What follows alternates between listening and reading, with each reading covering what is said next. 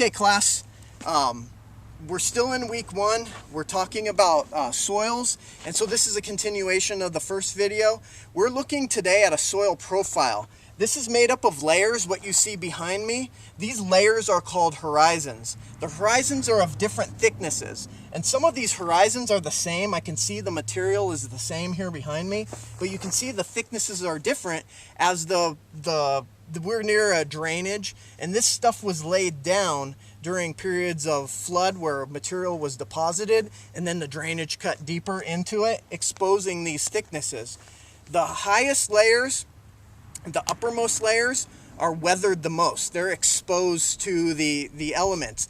The deepest layers in a horizon are the closest material to the parent material, the most similarity. And in this case, we would probably get down to bedrock.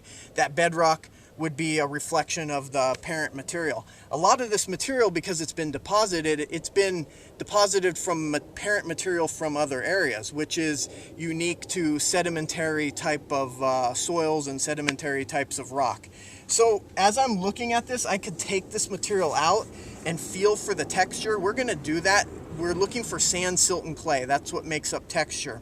The sand, silt, and clay of any given soil can't really be changed. It can't be manipulated a whole lot. So you kind of get what you get with texture. And so we'll talk extensively about that in future lessons.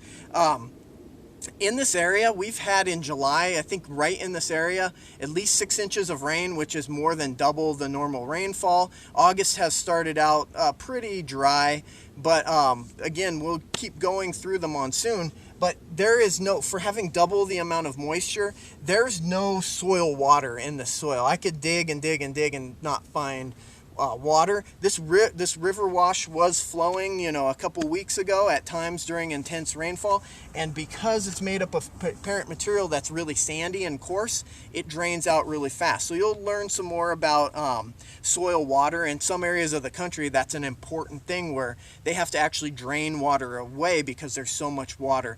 That's not a big issue here in Arizona, especially in our region.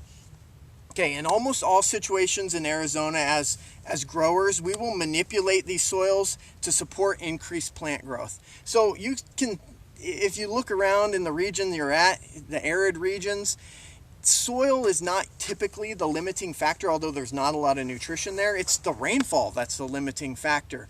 And so we're going to manipulate our soils by adding irrigation and adding increased nutrition. And so I can't think of a situation of growing, we're not dryland farming, and we're not just dealing with the available nutrients, we're amending. And so again, topics for future reference, that'll be very interesting.